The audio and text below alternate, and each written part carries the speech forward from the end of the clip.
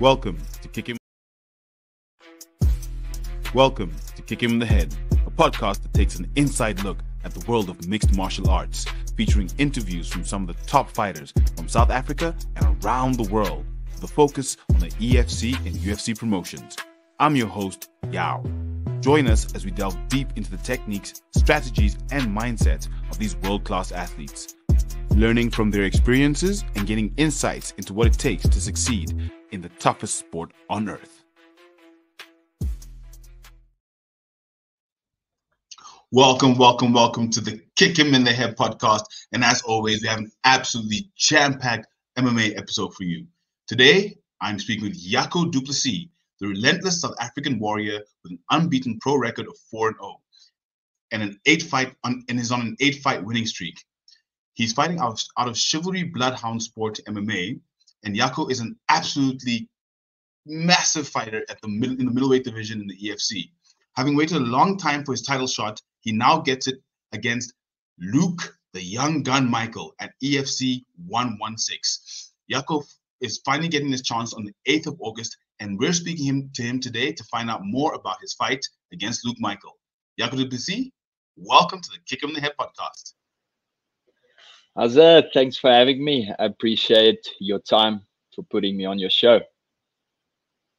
Amazing, absolutely amazing. And obviously this fight has been a long time coming. We're speaking to you about your upcoming bout against Luke Michael for the EFC middleweight title. You were called out by JP Kruger when he was still champion, when he had won the title from Luke Michael, the challenger. And he said, let me and Jaco do this. But he then retired, and now you are in with the shot for this title. But to get there, when you're in the fight, I have some interesting questions for you. And the first one is, what's the craziest trick you've tried so far during training? The craziest trick? I don't know, man. I'm not really a guy for tricks. I like to stick to the basics. Like to stick to what I know, what I'm good at. I'd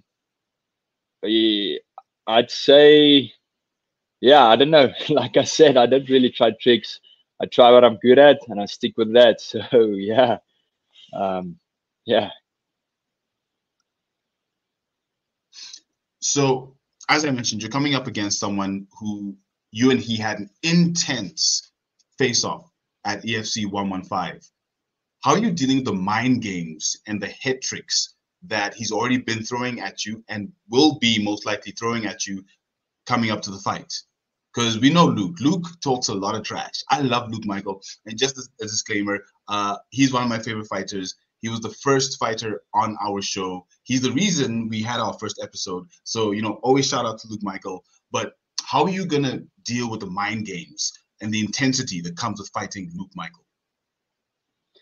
So yeah, it's just like you said. It's only mind games, and my mind is solid and fortified. So the mind games and tricks he has up his sleeve, I don't really let that faze me. I cancel out all of that noise because that's not why I'm there. I'm there to smash him, and that is my ultimate goal. So whatever he says, I don't really care. Doesn't matter. We get to face each other in the cage, and then we can talk, and then we can see if that mind games works for him. But that's not how I see it. I see it that he's in front of me, I'm taking him out, so whatever he says doesn't faze me at all. So you're not listening to all the chatter, and like you did when you were in the Hex with Luke, chatter. But how are you gearing up for this fight? Because the mind games is one thing, but then being physically prepared, having the skills on the night is a different thing. How are you preparing for this fight? How are you getting ready to fight for the middleweight championship, for the middleweight title in the EFC? So obviously, it's just business as usual. I've been doing what I've been doing since day one, working, doing what I have to do, training, getting better each and every day, training with the most savage fighters there is that you can find in South Africa and maybe even in the world.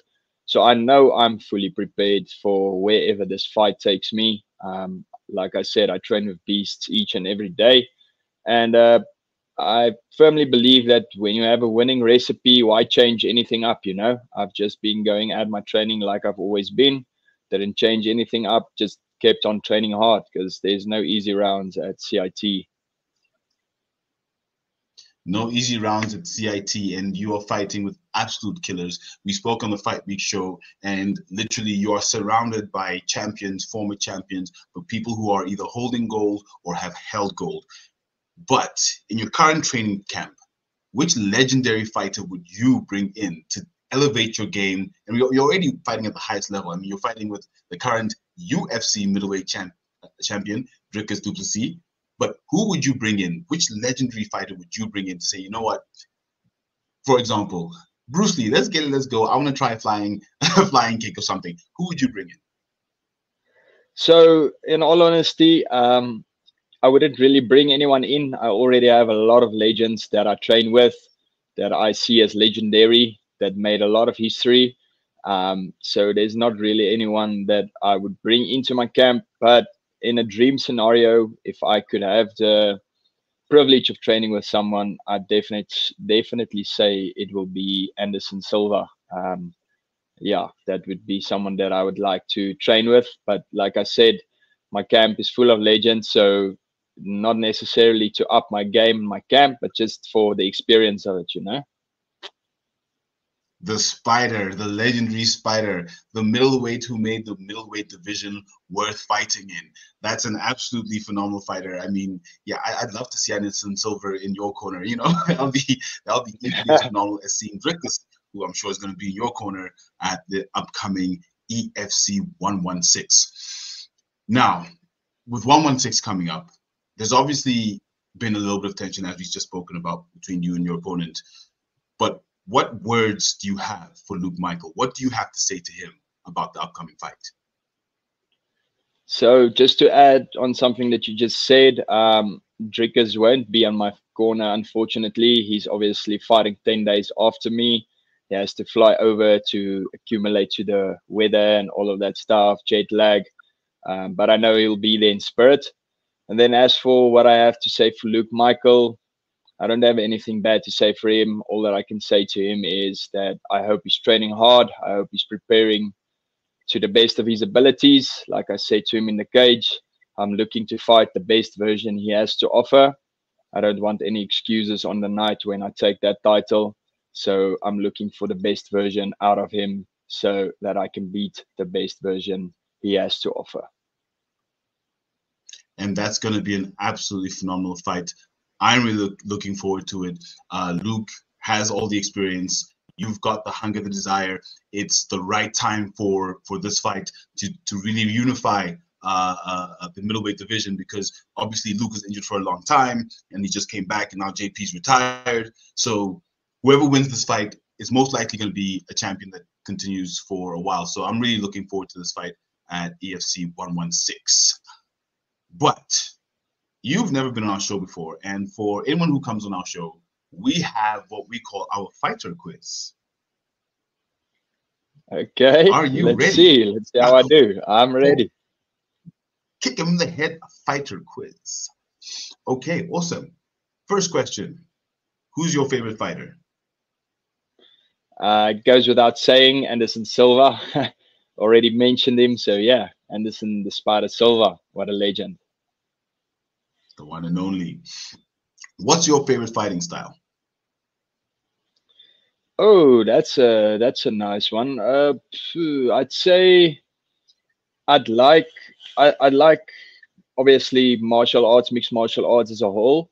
But if I should single out one martial art, I truly love watching wrestling, especially on an Olympic level. They have phenomenal skill, so I like watching that. It's very competitive. And one of the best wrestlers in the world, in my opinion, Igor Smiley Cabeza, is in the EFC, current double champ. So yeah, watching him fight is always very entertaining because his wrestling is on another level, and you're fighting another wrestler, Luke Michael. So that's going to be very, very fun. What's your favorite move?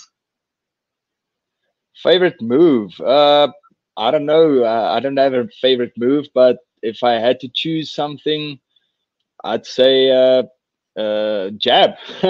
You can set up a lot of things with a jab. So a jab is the number one thing that you need in your arsenal, a proper jab. That's true. That's true. Have you ever kicked someone or been kicked in the head for a win? Well, actually, no, the first one. Have you ever kicked someone in the head for a win? No, actually, I haven't. I did land a head kick or two, but it didn't bring me the win. I only landed the kick. So maybe next week we'll see. Ooh, we will see. We will see. If you could fight any celebrity, who would it be? Ooh, that's a good question. I don't know. I don't really have any beef with any celebrities, but if I would like to challenge myself, if I see someone with a very good skill set, I'd say it's Jason Statham. In all of his action movies, he looks quite decent, you know, so it looks like he knows what he's doing. Yes. Interestingly enough, he's actually, I think, Olympic level diver is what Jason Statham was. And then he became a stuntman and then the famous acting Jason Statham that we know today. But that would be a very, very interesting fight between the two of you. Yeah. I'm not sure if you're in the same Very weight class, challenging. Yeah, no, I'm not sure about that, but I'm sure he can hold his own. He looks quite in shape all the time, so I think that's a good fight. If you could bring back any historical figure to fight, who would it be? Sure. Historical figure. I don't know. That's a good question. I honestly don't know. Maybe Kimbo Slice. I'd like to. He's not that big of a historical figure in the sense that, you know, there's statues and everything of him. But in our sports, I think he's quite a historical figure. So I think that would be a massive challenge, especially the size of that guy, you know. And I like to challenge myself. So yeah.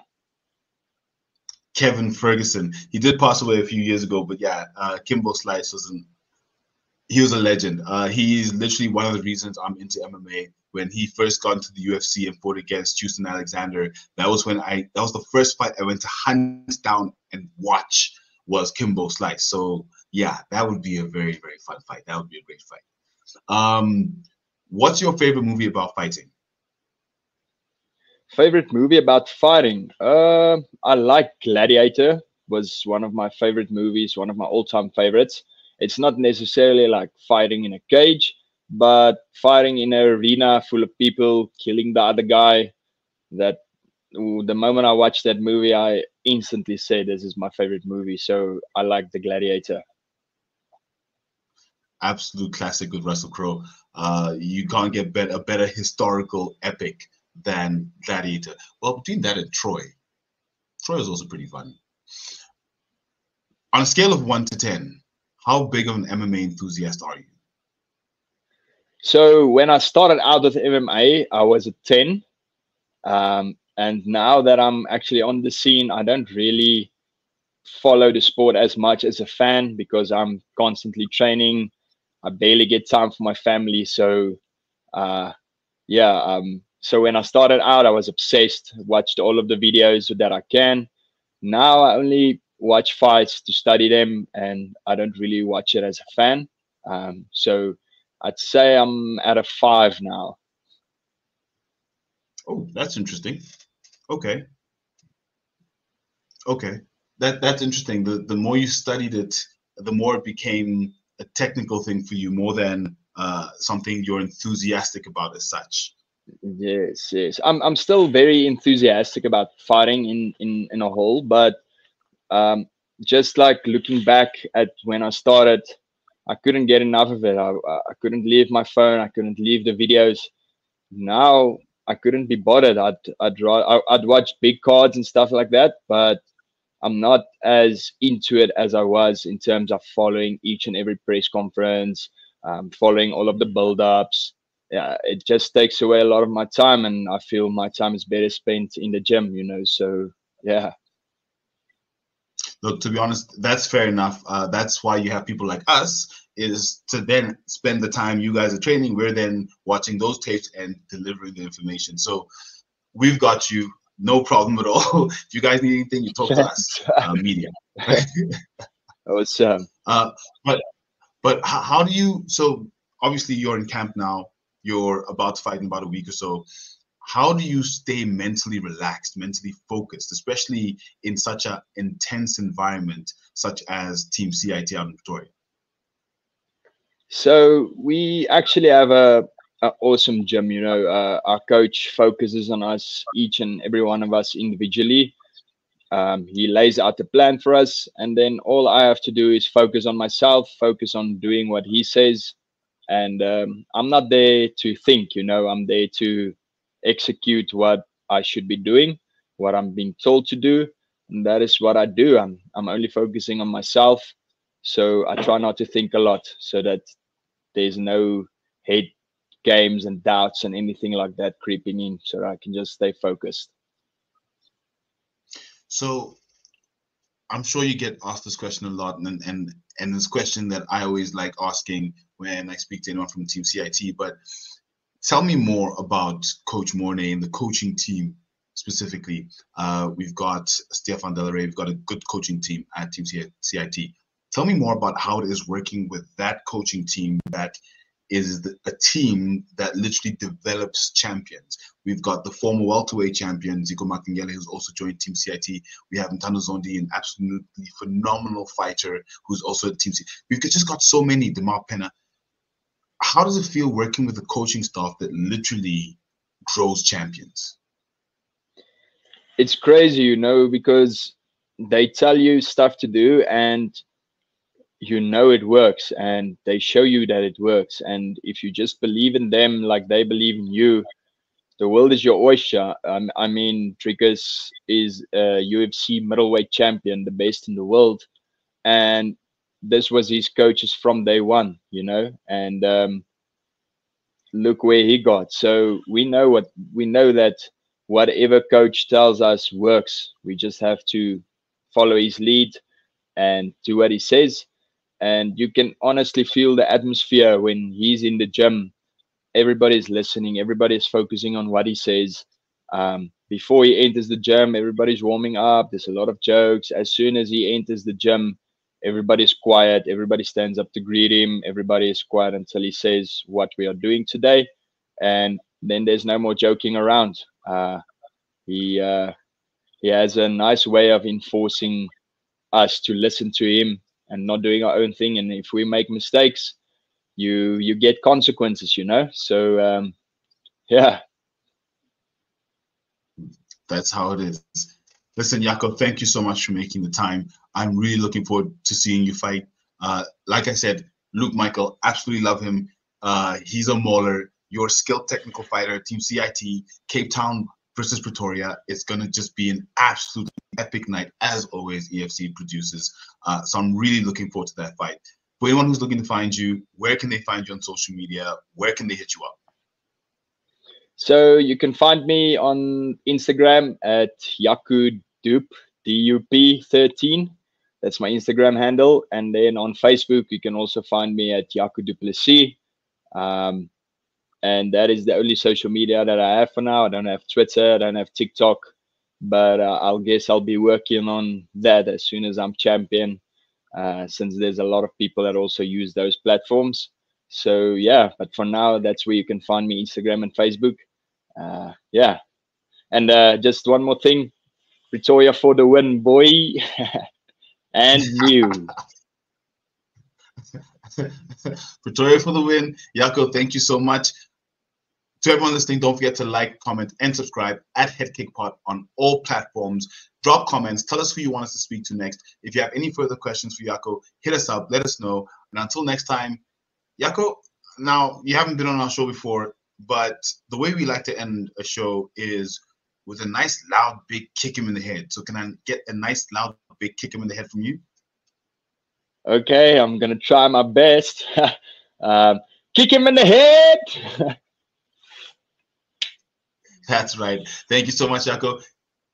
Cheers, everyone. Salute. Salute. Cheers.